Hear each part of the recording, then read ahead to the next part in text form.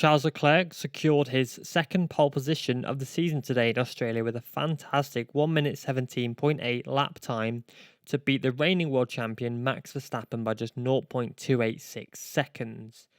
Saturday's free practice and qualifying sessions were full of drama today with crashes galore. Rewinding our way back to FP3, we saw both Aston Martins bring out red flags, with Sebastian Vettel and Lance Stroll giving their mechanics a challenge of rebuilding not one but two cars ahead of qualifying. Incredibly, Stroll was able to take part in a dramatic Q1 session, with the drama coming directly from Stroll as he and his fellow Canadian driver Nicholas Latifi collided. This once again would damage Stroll's car recently after it had been repaired.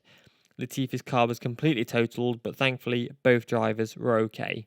This accident caused a delay long enough to allow Sebastian Vettel's car to be repaired, and the four-time world champion was able to return to the track to have a single crack of the whip at qualifying with only 2 minutes left on the clock. Unfortunately, despite his and his team's monumental efforts, it wasn't enough, and he only managed to qualify in P18 overall and was knocked out in Q1 alongside Alex Albon, Kevin Magnussen, Nicholas Latifi, and of course Lance Stroll. Moving to Q2, it was another late dash with Lewis Hamilton being dangled over the edge, sat in P10, eventually improving this to P8 and demoting Pierre Gasly into P10. Gasly was unable to set a time to secure a Q2 spot and was demoted by his fellow countryman Esteban Ocon in the final minute of the session. Joining Gasly in relegation was Valtteri Bottas, who has been eliminated from Q2, unable to make Q3 for the first time in over 106 races. Joining him were Tsunoda, Zhou and Schumacher, who impressively beat his teammate Kevin Magnussen. In Q3, we saw another major crash with Fernando Alonso bringing out the red flag after a harsh crash in the end of his lap. It's a massive shame for the Spanish driver, as he felt he had paid for a front row start.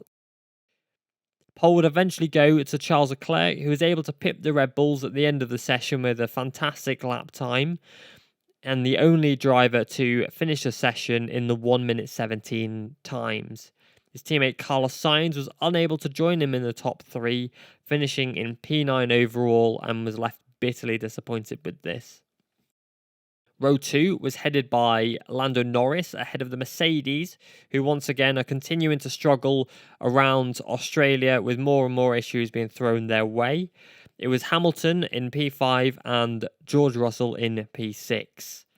Leading row 3 was Daniel Ricciardo, the home hero, leading his ex-teammate Esteban Ocon, with Carlos Sainz joining them on row 3, and Fernando Alonso rounding out the top 10. A little bit of info for you. It's worth noting that this is Ferrari's first pole position in Australia since Kimi Räikkönen in 2007. We're looking forward to tomorrow's race. It looks like it's going to be a fantastic one with 2 Red Bulls and a Ferrari on the front row. Are we going to see another Max versus Leclerc battle? We'll have to find out.